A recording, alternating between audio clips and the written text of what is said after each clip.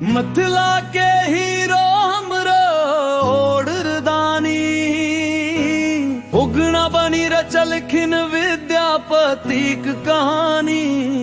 हर हर महादेव जय जय भोला, गूंजे मिथिला शिवक गुण गानी। हो भोला बनी अला उगना दास, विद्यापतिक संग रहला दिन रात। भक्ति देखी पिघलल महादेव, स्वयं निभेलनि सेवक बात। राजा नहीं कियो धनवान, भक्ति के देलनि सबसे सम्मान। मिथिला धन्य धनिया माटी, जटएला शिव भगवान।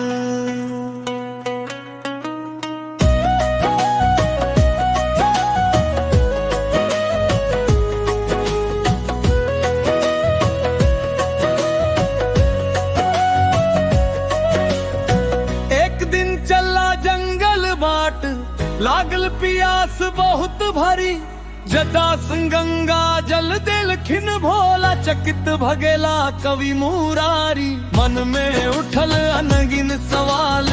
के छथी सेवक न्यारी, भोला मुस्की बजा कहलखिन। राख्यो बात गोपने सारी, उगना नहीं स्वयं शिव शंकर। भक्त लेल धरलनि अवतार, भक्तिक आगा झुकल महादेव। हारि गेल संसार, मिथिला के हीरो हमरो ओढ़दानी। उगना बनी रचलखिन विद्यापतिक कहानी। हर हर महादेव जय जय भोला, गूंजे मिथिला शिवक गुण गानी।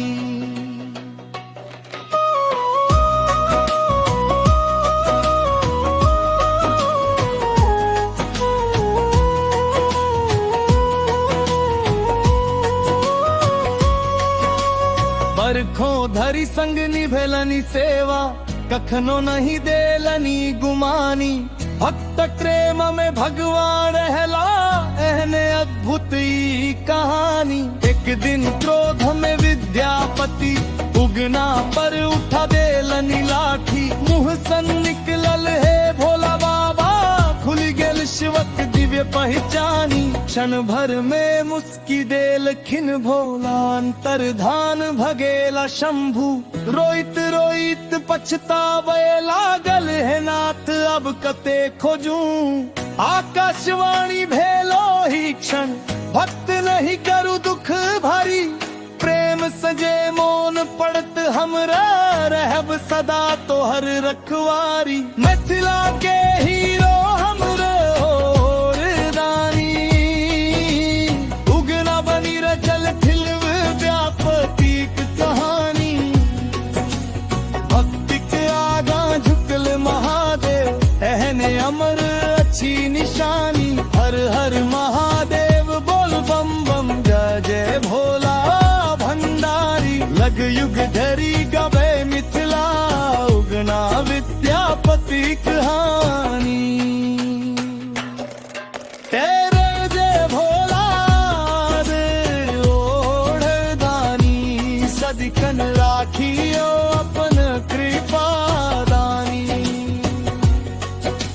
मिथिला के हीरो हमरो ओढ़दानी, उगना बनी रचलखिन विद्यापतिक कहानी।